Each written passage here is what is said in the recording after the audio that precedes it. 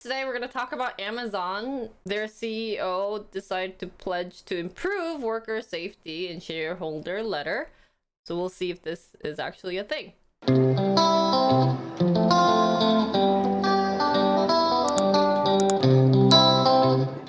CEO Andy Jassy said that he wants to improve worker safety and build on the innovations that have made Amazon one of the world's leading tech companies.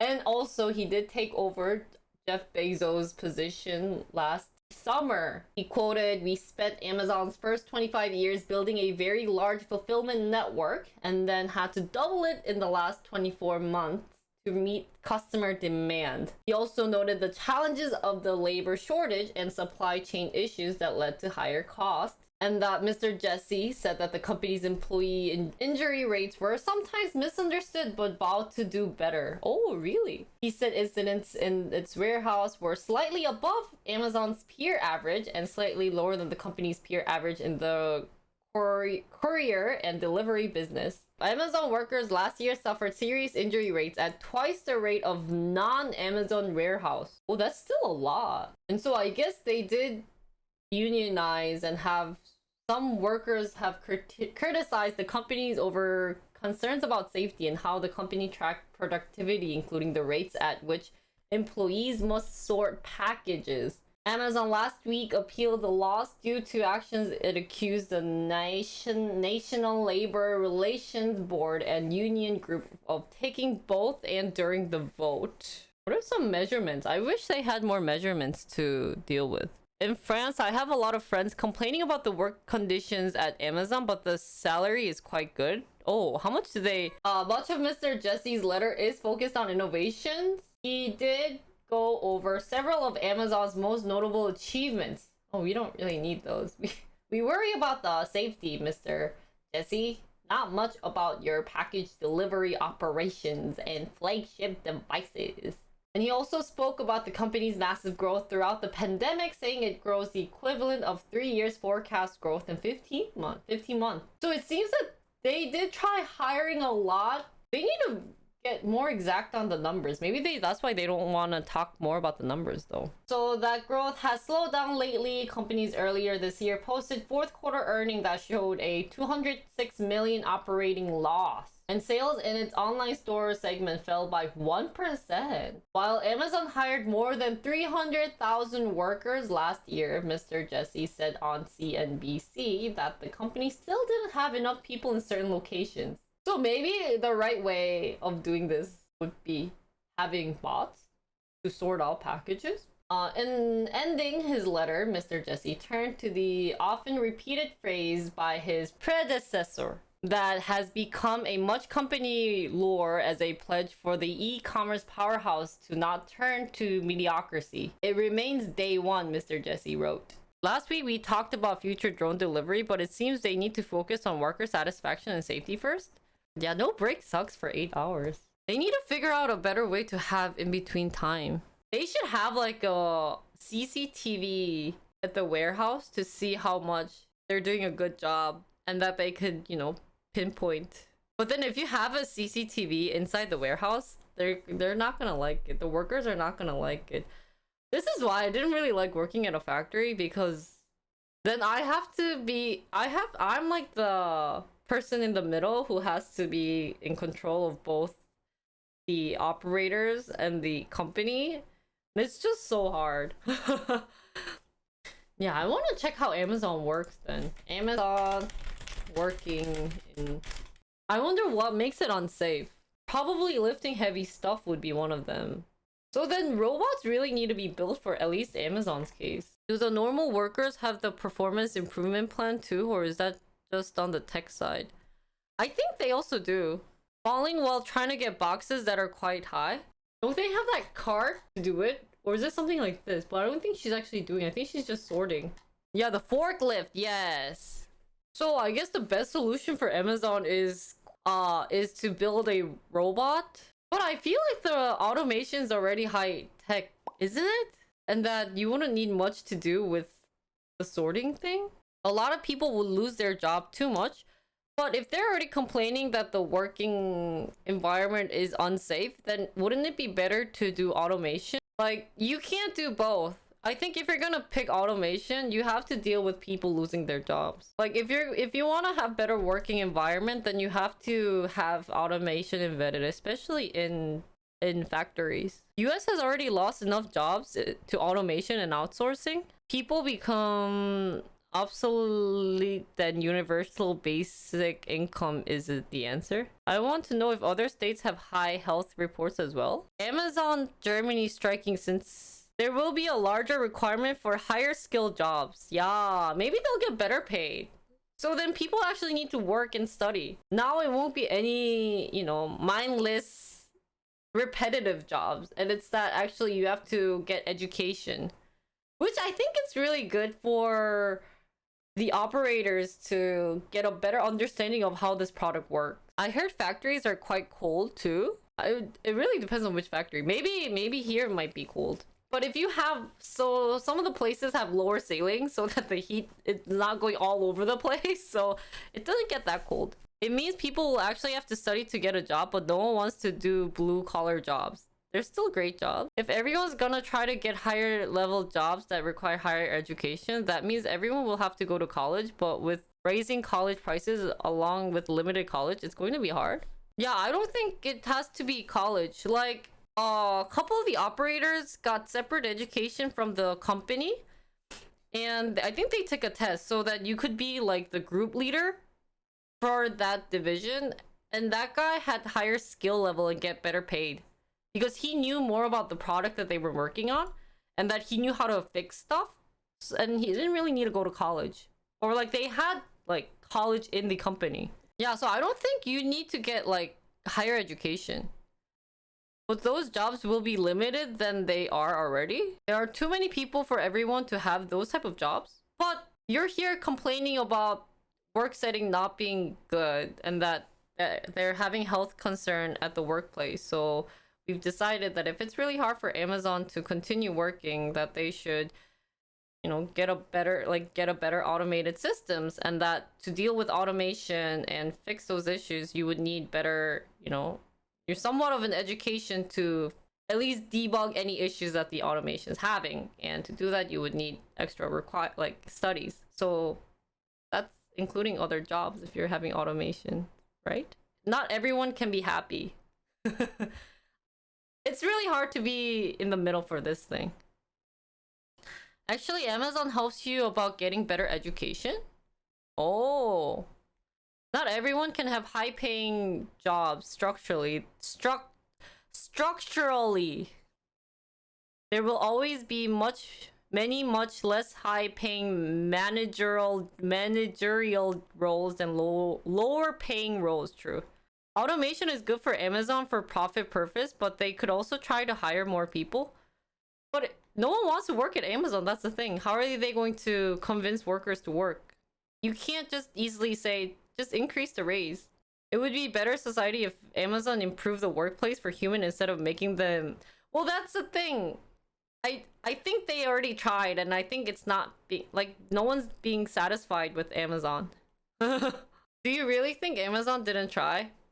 Because if you're saying that they didn't try to improve better working environment, that means that the engineers working at Amazon didn't do anything. All they're doing is just fooling around and just getting paid lots of money. Some jobs can't be made great for humans, and I think automation there makes sense, true. It's better if we switch all to robots. Who's going to maintain and program? That's why they would get education though, no? People still want to work for Amazon for the money they provide. If that rate of injury or quality of work improves, I think, for me, that's questionable. I do understand your point, because programmers don't do that.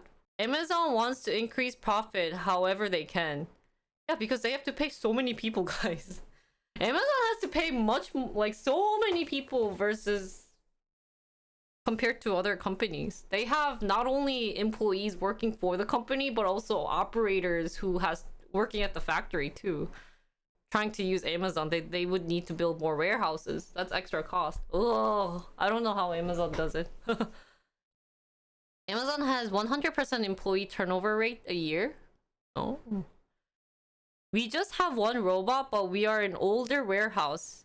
He's actually called Bumblebee. Oh, that's cute. He's just a robotic arm that lifts the heavy totes. Good for our backs. Yeah, I think they had one when too, which was interesting. Programmers aren't the one programming robots, it's the operators. Yeah, guys, programmers would probably work on their software, won't they?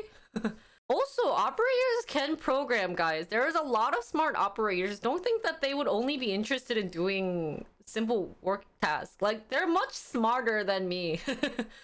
Yeah, that's why, guys, even streaming jobs hard because there's already AI stuff coming out and they're probably going to be much more nice to you guys. And I'm not complaining. Maybe I am secretly. None of these people are paid what they're worth. So how much do you guys think the workers should be paid? So you think minimum wage should be closer to $25 at least in the US? So for all the jobs, workers getting paid what they are getting paid seems to be okay, honestly, just as long as the conditions improved. The people on the floor always know a bunch of stuff that the engineers don't, but better automation will mean they won't need as many people to run things in future. Yeah. But isn't that what we want, though?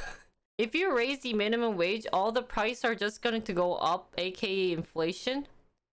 $25 minimum wage would kill so many business. People need to be able to live and pay for rent.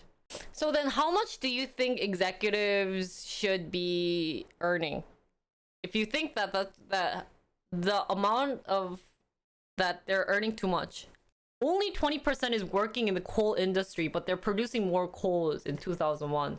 If you don't increase how much people make as a base, then you have to do something to not allow inflation. There's only so many paths you can take. Eventually, UBI, what's UBI? Will be required as automation advances reduce the number of workers needed. Oh.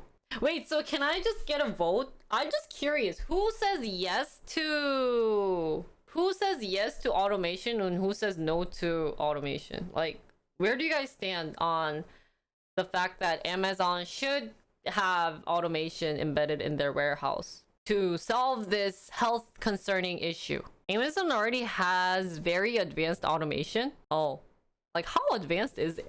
Even if you get paid less, you could have more spending money. I wonder if it's also the fact that Amazon has, like, isn't it different also in different warehouse? Lots of things, many gray areas. I think some automation is required, but Dev could afford to hire more with the money they are earning now until automation becomes more advanced. Losing your job should not be... Why do you guys... I mean, don't think about it as losing your job. You could always get education from Amazon. I bet they're gonna provide education though. So maybe, guys, the issue isn't that it's automation. Maybe you guys should just be okay with people not getting Amazon delivery in 2 days. So maybe that should be the customer's fault for getting used to Amazon sending deliveries in 2 days. Yeah, I always think there's always jobs. So are you guys going to be then okay with deliveries not coming in 2 days? Like, you need your toilet paper, you ordered it, it's gonna come in a week. Are you guys gonna be okay with that? Or, okay, maybe not toilet paper, because you could just go outside and buy it. But let's say you bought the new computer CPU, AMD, blah, blah, blah, fancy.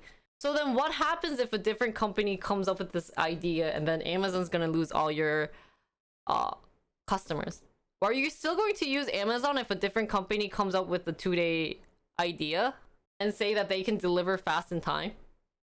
Or are you guys still going to be like, oh wait, but you know, Amazon provides better safety concerns for employees, so I'm just going to choose Amazon, and that you're not going to stick with 2 days? See, that's the thing. If it takes a week, you're going to go out and buy for a different area. So if it's going to take you that long, are you going to be excited? Yeah, because so many people are so used to the 1-2 day delivery.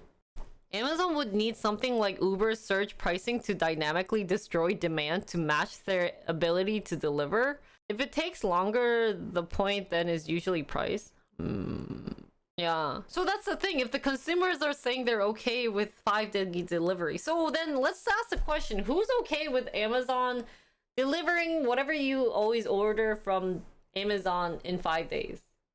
Whether that's groceries or anything, and that you're still going to stick with Amazon. The promise here is that you're not going to go with other things. Like, yeah, but then if we have grocery and stuff delivered within a day, then that warehouse is going to have that issue, the same issue of having work safety concerns. What are we sacrificing to get slower delivery? Better working environment in the factory, because they don't have to rush to meet customer demands. Few days more.